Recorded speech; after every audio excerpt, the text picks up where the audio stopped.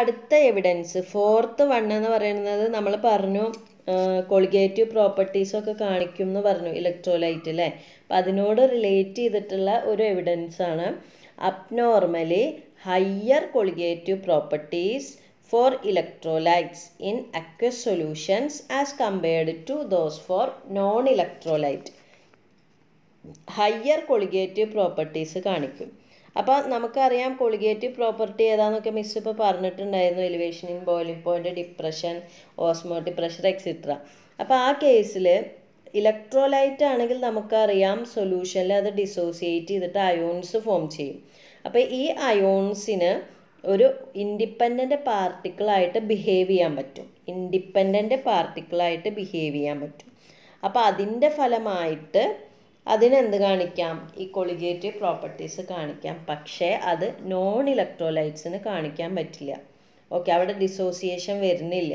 അപ്പോൾ ഇതൊക്കെയാണ് evidences four Arrhenius theory. അപ്പം നമ്മൾ മെയിൻ പോയിന്റ്സ് പറഞ്ഞു, എവിഡൻസ് പറഞ്ഞു. ഇനി അടുത്തത് ലിമിറ്റേഷൻസ് ആണ്. ഇതൊക്കെ ഉണ്ടെങ്കിലും അറീനിയസ് കൺസെപ്റ്റിന് അല്ലെങ്കിൽ അറീനിയസ് തിയറി ഓഫ് ഇലക്ട്രോലൈറ്റിക് ഡിസോസിയേഷന് കുറച്ച് ലിമിറ്റേഷൻസ് ഉണ്ട്. ഓക്കെ, അപ്പോൾ എന്തൊക്കെയാണ് ആ ലിമിറ്റേഷൻസ് നോക്കാം. അതിൽ ഫസ്റ്റ് വണ്ണ് പറയുന്നത് the Arrhenius theory simply assumes the presence of ions in aqueous solutions of electrolyte. It does not explain why such ionization occurs in water. ഇതാണ് first limitation. അതായത് Arrhenius എന്താ ചെയ്തത്? aqueous solution ഓഫ് ഇലക്ട്രോലൈറ്റ് ആ കേസിൽ മാത്രമേ ions ഉള്ളൂ എന്നാണ് പറഞ്ഞത്. അത് വാട്ടറിൻ്റെ കേസിൽ, നോർമൽ വാട്ടറിൻ്റെ കേസിൽ അത് എക്സ്പ്ലെയിൻ ചെയ്തിട്ടില്ല, എന്തുകൊണ്ട് അയണൈസേഷൻ എന്ന് പറഞ്ഞിട്ടില്ല. ഇനി സെക്കൻഡ് പോയിന്റ്, അതാണ് ഫസ്റ്റ് പോയിന്റ്. സെക്കൻഡ് പോയിന്റ് പറയുന്നത് Arrhenius theory is applied only to weak electrolyte. It is not applied completely to a strong electrolyte. അതിനെ ബേസ് ചെയ്തിട്ടുള്ളതാണ് ഒരു ലിമിറ്റേഷൻ. അതായത് അനോമലീസ്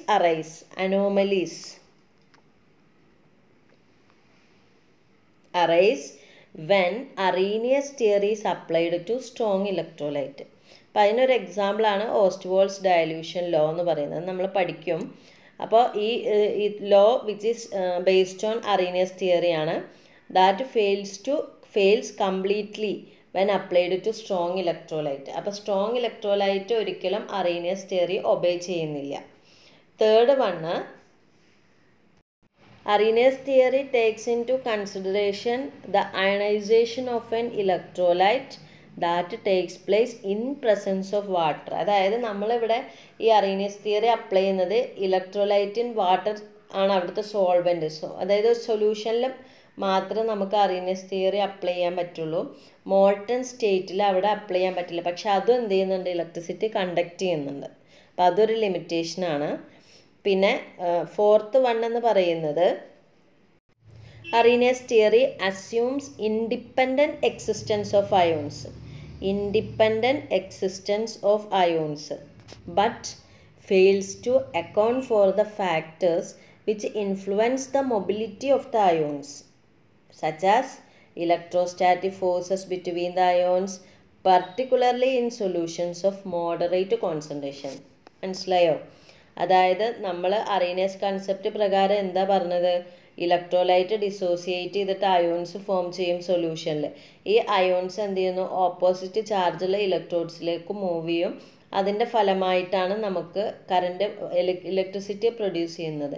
പക്ഷേ അവിടെ ഫോം ചെയ്തിട്ടുള്ള അയോൺസ് എന്ന് പറയുമ്പോൾ ഓപ്പോസിറ്റ്ലി ചാർജ്ഡ് ആണ്. അപ്പോൾ നമുക്കറിയാം ഓപ്പോസിറ്റ് ചാർജ് ആകുമ്പോൾ അട്രാക്ഷൻ വരാനുള്ള ചാൻസ് ഉണ്ട്. പക്ഷെ ആ ഫാക്ടേഴ്സിനൊക്കെ ആര് നെഗ്ലക്റ്റ് ചെയ്യുന്നുണ്ട്? അറീനിയസ്. അപ്പോൾ നമുക്കറിയാം ഹൈ കോൺസെൻട്രേഷനിലാകുമ്പോൾ അയോൺസൊക്കെ കൂടുതൽ അടുത്ത് വരും. അപ്പോൾ ആ കേസിൽ അട്രാക്ഷൻ ഉണ്ടാവാനുള്ള ചാൻസ് കൂടുതലാണ്. അപ്പോൾ അയോൺസിൻ്റെ മൊബിലിറ്റി അവിടെ കുറയണം. പക്ഷെ അത് ആര് നെഗ്ലക്റ്റ് ചെയ്തു? അറീനിയസ് നെഗ്ലക്റ്റ് ചെയ്തു. ഓക്കെ, ഇനി അടുത്ത ലിമിറ്റേഷൻ ഫിഫ്ത്ത് വൺ എഴുതിയെടുത്തോളൂ. The degree of dissociation values of strong acids അല്ലെങ്കിൽ strong electrolytes were found to decrease with increase in concentration. Okay, നമ്മൾ കണ്ടു കഴിഞ്ഞതാണ്. അതിൻ്റെ ബാക്കി in view of this fact, അപ്പോൾ നമുക്കറിയാം ഡിഗ്രി ഓഫ് ഡിസോസിയേഷൻ കോൺസെൻട്രേഷൻ കൂടുമ്പോൾ കുറയും എന്ന് പറഞ്ഞു.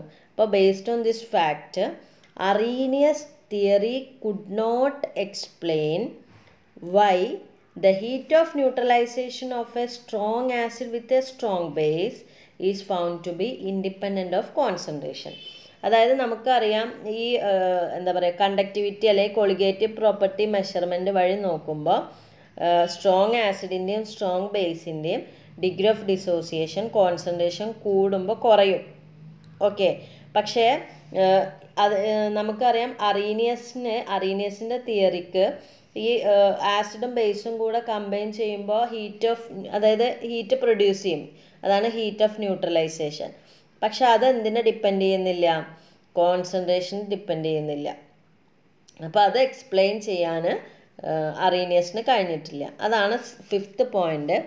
6th പോയിന്റ് എന്ന് പറയുന്നത് the theory could not explain the variation of transport numbers of ions with concentration.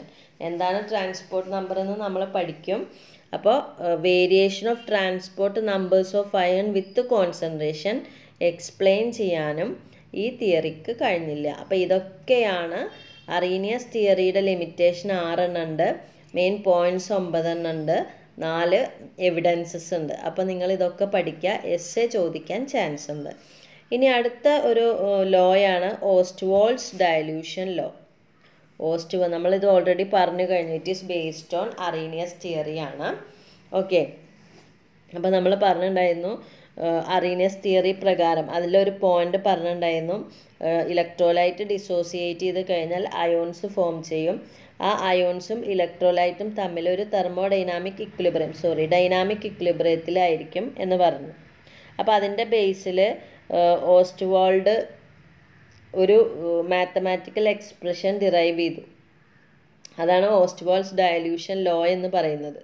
Okay, അപ്പോൾ that is based on law of chemical ഇക്വിലിബ്രിയാണ്. നമ്മളൊരു ബൈനറി ഇലക്ട്രോലൈറ്റ് കൺസിഡർ ചെയ്യുക, BA എന്നുള്ള അക്വസ് സൊല്യൂഷനിൽ ബൈനറി ഇലക്ട്രോലൈറ്റ് കൺസിഡർ ചെയ്യുക. അപ്പോൾ അതിൻ്റെ ഇനീഷ്യൽ കോൺസെൻട്രേഷൻ എന്ന് പറയുന്നത് C മോൾസ്/ലിറ്റർ ആണ്. അപ്പോൾ അത് ഡിസോസിയേറ്റ് ചെയ്ത് കഴിഞ്ഞാൽ നമുക്ക് ഡൈനാമിക് ഇക്വിലിബ്രിയത്തിലാണ്. അപ്പോൾ എങ്ങനെ റെപ്രസെൻ്റ് ചെയ്യാം?